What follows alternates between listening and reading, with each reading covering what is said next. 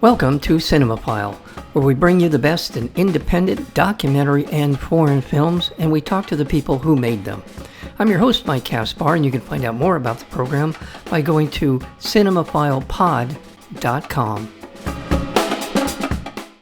A hunter returns to home, North Carolina, with a mysterious green case. Following the death of his mother, he settles back into the family home where his mind begins to disintegrate, stalked by divine voices, unholy visions, guided by disquiet, his mother's handwritten riddles, and strange visitors further complicate an already splintering mind. The film is called Gunfighter Paradise, and we're joined today by the five-tool player, as you would say in sports. He does director, writer, producer, cinematographer, editor, Jethro Waters. Jethro, welcome to Cinemophile. Thank you, Mike. I appreciate being here. Oh, thank you so much. Wow, did this come out of nowhere for me? This is your first film, Yes. and just the sort of DIY part of this is amazing, and also the fact that you incorporated your friends and I assume family and all this enterprise, but a very, very polished film, a very interesting story.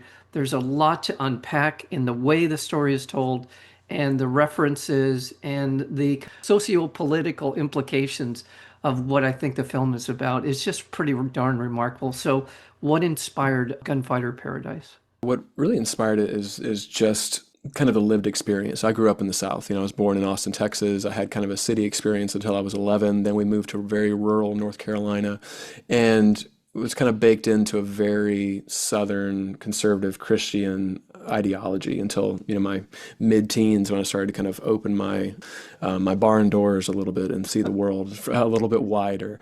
And then the cracks in the foundation of fundamentalist Christianity kind of started to show up for me. One side of my family are very conservative Christian, one side are very progressive, and so those two lanes are something that I've navigated my whole life, and I speak both. I can speak both of those languages pretty fluently. But what sparked the idea of making this film was a lot of things I've been wanting to say my whole life, and where I saw America headed, which it absolutely is headed now. It's definitely more, it's much more, it's heading there faster now than it was in 2021, which is when I was writing the script, for sure. I was imagining the most ridiculous version of myself as I could have been had I stayed in that specific lane with that kind of ideology. But I didn't expect to see a lot of those folks that are like Stoner wandering the streets, which we do see them. But that was the initial inspiration for the film, was wanting to make folks laugh, but also wanting to take them down a very dark, into the very dark places that I grew up knowing really, really well. And to your point, there are some very funny things in the film, but I don't know how I would characterize them. Are they sort of gothically funny? But they are. There's definitely a counterpoint to some very serious things that are happening in the film, and I really think that gives the film that ability to allow us to come in and be in this world that you created. That's really, for me, I think humor is such a great way to pull people in where you're about to tackle some very serious and kind of heavy issues along the way. 100%. It's something. It would get very old, this kind of film, if it were just a straight thriller or just a straight Southern Gothic horror film, or all of those kinds of things, because there is so much wonderful humor in the South, and we've played it in a lot of deep South places for audiences that are half Southern Baptist and Lutheran and Methodist, and we've gotten such huge belly laughs from all, because they get it. They get that humor so deeply because that's them, and even though we're poking fun in certain places, the Southerners really lean into that and have gotten had a really good time with the film, even as horrified as they've been with some of the things in the film, rightly so. But I agree with you. My DNA is baked into a place where there has to be some humor somewhere, and pulling that out of Southern culture is not hard. There's a lot of really funny stuff. And I left out one of your big important parts of your creation of Gunfighter Paradise, and that is that you are the lead actor. Although this pretender, Bras Cubas, claims to take credit for it, but is that something that came along? Did you know that from the beginning of the project that you wanted to be the I lead? I did not have any intention of being in this film at all. I've never intended to be, I've never thought about being an actor in any serious way. Everybody thinks, oh, it'd be fun. Yeah, it'd be fun to be in a Western and ride a horse and, all that kind of stuff. But I did not intend, I'd casted that Stoner, the lead, with my friend Ben. But we got up until production dates and Ben he was having a child at that moment. Oh, And so I just hit a point where we had scheduled everything was ready to go. Everyone had taken off work and got babysitters and all of these things. And so I had to I was like, well, I'll give myself 2 weeks. I'll put on the makeup, I'll do it and see if it works. And if it doesn't, I'll throw it in the trash can and we'll wait until we find the right person who's actually can pull it off. And it seemed to work because of the whole cast, except for Jessica Hecht, who's doing voiceover. The whole cast are non-actors. They're all my friends. They'd never been in a film before. I wrote the film around their personalities so that they could be themselves in front of the camera and be as natural as possible. But no, I never intended to be in the film at all. But we have to go back to Nancy for a second because there's a really fun story with Nancy where she knew all about the film. We were working on several films together while I was making Gunfighter. So I was down south shooting. I got everything pretty much shot that I wanted. I made the first cut. I said, all right, Nancy, the first cut's coming to you. And she knew a lot about the story, and she'd read the script obviously. And so, but I sent it to her and I had never told her that I was in the film, but because I just thought it would be much funnier if I would try to play this off that I actually wasn't. So I sent her the cut. She called me back immediately after watching it and she's laughing hysterically at me like, this is one of the wildest things I've ever seen. It's so funny, blah, blah, blah, blah, blah. She knew all about it. And she goes, but that guy looks so much like you in this scene and that scene and this scene and that scene. And I was like, yeah, Nancy, isn't that funny? I was like, I found this crazy doppelganger. He's like a bow hunter from South Texas. And she was like, that is crazy. He really looks like you in a couple of scenes. And then there's some scenes where he doesn't look like you. And I was like, yeah, I know. And I just claimed I let it go on for like an hour during our conversation. I was like, yeah, it's just megalomania. And Nancy, I just really wanted to find somebody that looked like me to play that character. And, she's chuckling. And then eventually we kept talking about, how she was already, all right, we're going to go to this festival. We're going to do that. We're going to do this. So eventually I said, she brought it up again and I said, Nancy, it is me. And her response was, you little shit. And so she gave me hell about it for a couple of weeks for pulling her leg like that. But yeah, we had a really good time when it was finally revealed to Nancy that was me. I just want to point out to our listeners, because we were talking about Nancy Bursky before we started our interview, Nancy Bursky is one of the most accomplished, amazing filmmakers that I know of, and tragically she passed away in August of 2023. She's an amazing filmmaker, but also an amazing person, and Jethro obviously was working with her during the period of time he was making Gunfighter Paradise. She's responsible for such films as Crime on the Bayou, The Rape of Reese Taylor, by Sidney Lumet, Afternoon of a Fawn, which I got to know her from that. Just great. And so I wanted to inject that because we're talking about Nancy. Who's the Nancy? It's Nancy Bursky. And we'll pick up our conversation from there. I got to tell you, I really, really liked Joel Lofton in this film. I thought, first of all, one thing, this is a little quirky. He has a great voice. Doesn't he? Oh my goodness. He's one of my oldest friends. We've been friends since I was 13 years old. He always sang in his church choir, as did Margarita Crank, who plays Rhoda. She's a gospel singer. Growing up, we'd be riding around and Joel would be singing harmonies, the songs, and I was always like, wow, Joel's got such a good voice. And then when, I said, hey, I want you to come play yourself in my movie, because he actually does install cable. It's a true story. I want you to sing in it too, because I would like for you to sing some gospel songs. And he was like 100%. And he really does have a magical voice, as does Margarita. Yeah. No, it's fun because there's a point where you get sort of singing harmony at one point, and it everything that you did besides the harshness of the story humanizes everything else. I mean, everything else contributes to that notion of humanizing the characters in the film.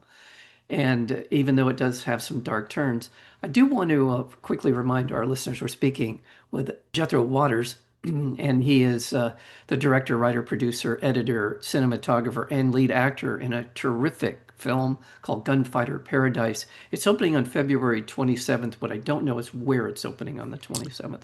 So we're opening the 27th and the 28th at AMC Lincoln Square 13 on the Upper West Side of Manhattan. So 7 p.m. Friday the 27th and Saturday the 28th.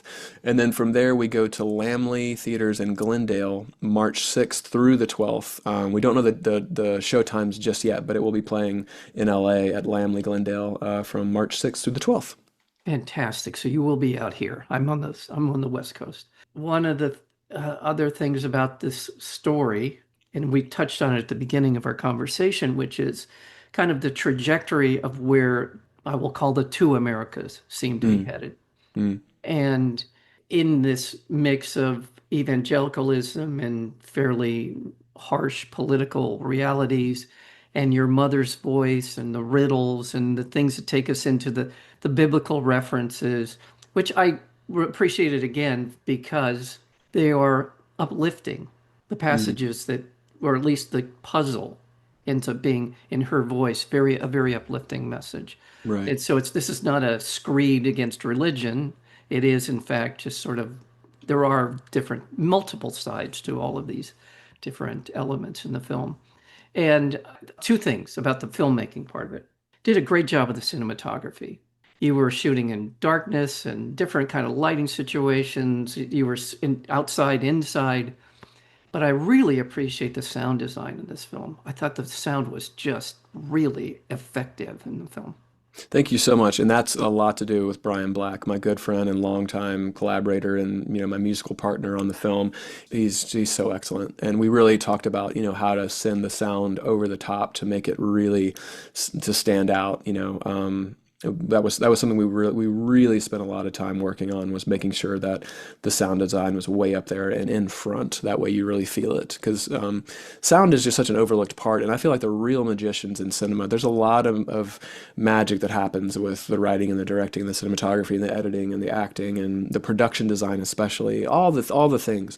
But when it comes to sound, to musical scores and to sound design specifically, there's those folks are really true magicians, and being able to make that stuff really really come alive.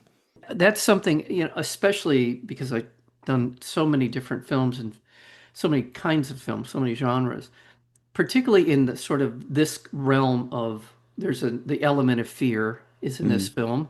And like, obviously a lot of horror films really, especially since a lot of them are first-time filmmakers are making a film usually in the horror genre, not usually, but they often do.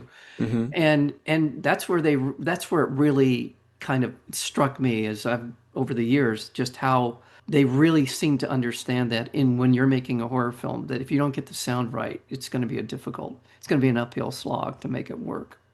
Yeah. 100%. Absolutely. Yeah. Yeah, and to go back to your point a moment ago, where you were saying, it's not a screed against religion. This is jumping topics, but Yeah. I wanted to touch on that because I appreciate that that's how you read it, because there are sincere moments. There is reverence paid. We're poking a lot of fun at Southern religion, Southern Christianity, American Christianity. I shouldn't just say Southern, just say American organized religion Yeah. and Christianity specifically. We're poking a lot of holes in that, which I feel justified in doing because that's the world I grew up in.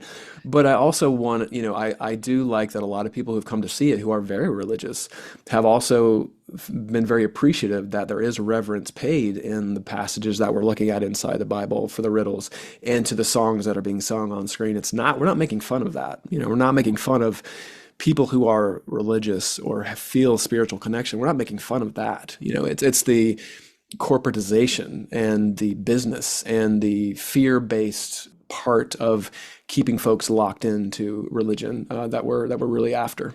Again, Gunfighter Paradise has done well at film festivals. Congratulations on that. Thank you. Comes across to me is you have a strong voice here in this film. It feels like a very strong statement film. I don't like to use those kind of phrases because I sound like a film critic when I do that, but I just feel like whatever you did in this film, you committed to it. Mm. Whether it was the sound, whatever the look of the film, the characters, what you were talking about in the film, I thought you had a very strong perspective across the spectrum of filmmaking. So a long way of asking and hoping that you're on to the next project. I'm wondering what's next. Yes, yes, and I really appreciate you saying that. It was very, let's just put it all on the line and see what happens, is committing 100%. So I really appreciate that, Mike. I'm actually, funny enough, the film that Nancy and I were working on when she passed, we were location scouting, we were co-writing a film together. I finished the script, and it's a narrative feature, but it's based on a true story, and it's the very first people who were executed for witchcraft 40 years before Salem, and there's court documents that document all of this. And so Nancy, when she saw Gunfighter, before she saw Gunfighter, we started working on it, and then after she saw Gunfighter, she was like, "Oh, we're already co-writing this. Would you also be my DP?" And I was like, "Absolutely, let's go." And so we started writing this, and then not long after that is when she unfortunately passed. But so when I finished that script, I'm working with the same producers that brought Nancy onto, because that was going to be her first narrative outside of documentary. She was going to direct that. That was going to be her first feature that she was directing in the narrative realm. And so I finished that script. That's getting shopped around. Currently, right now, it's called Eyes of God. So that's one of the next ones. And then I also have a film that's very, very different than Gunfighter in location and look and casting and all of those kinds of things, but similar in some of the themes. Another scripted narrative, fictional narrative called Rosa, that's based in the Southwest. So that's what I'm working on next. And I'm currently wrapping up a documentary feature on the legendary drummer Bernard Purdie, who's played on every. Yeah, he was Aretha Franklin's band leader for years and years, and he's played from everybody from James Brown to current artists. So he's still going strong at 86 years old. So So is those that are in the process? What you're that is working? yeah. I have a couple of more interviews to shoot, and then we're heading into post this summer, and then hopefully we'll have it done by fall. Yeah, that's great. That's great to hear. Well, I wish you all the best. And you're out here in Los Angeles area at the Lemley Glendale March March 6th through the 6th, 12th. March 6th through the 12th. Yep. Be looking for this if you're listening to our conversation here in Southern California or anywhere across the country. Be looking for Gunfighter Paradise at some point. You have a distributor? I couldn't tell if you have a distributor on this. No, we that's a whole different story, but we had several offers, and this day and age it's getting a little dicey, so we turned those down, and we're just going to see what happens after theatrical. So hopefully somebody that we like will come knocking. We'll see. I really am looking forward to your work, upcoming work. And one last thing about Nancy, I interviewed her for the Midnight Cowboy Hmm. film like 5, 6 weeks before she passed. I had no idea she was Yeah, ill, yeah. and yeah, I mean, literally like in middle of June. I think she passed in August, if I'm not mistaken. It's very last day of August. Yeah. And yeah, it was. I color graded that film with Oh, Nancy sitting next to me the whole time. oh Yeah, wow. and so what's I had the similar experience where I was with Brian working on the sound design, getting the final mix for Gunfighter, talking to Nancy that Sunday, and she premiered at the Durham Carolina Theater to a standing ovation. She called and was like, "You would not believe the reception we got at the Carolina." Standing ovation for like 5 minutes. She was so excited that Sunday, and Monday is the day I got the call from Susan Margolin telling me that she had passed. So none of us knew that she had a heart condition or that anything was going on. I So didn't know what took her. I didn't exactly know. Well, Jethro Waters, director, producer, writer, editor, cinematographer, and lead actor in your remarkable debut feature film, Gunfighter Paradise. Thank you so very much for spending some time with us here on Cinemaphile. likewise, thank you, Mike. You have been listening to Cinemaphile with Mike Kaspar, the place where you will hear from the best in independent documentary and foreign filmmakers. Please check out our previous interviews as well as upcoming interviews and special programming by going to cinemaphilepod.com. We are also available on Apple Podcasts, Spotify, and YouTube, searchable under Cinemaphile with Mike Kaspar. Until next time, thank you for listening.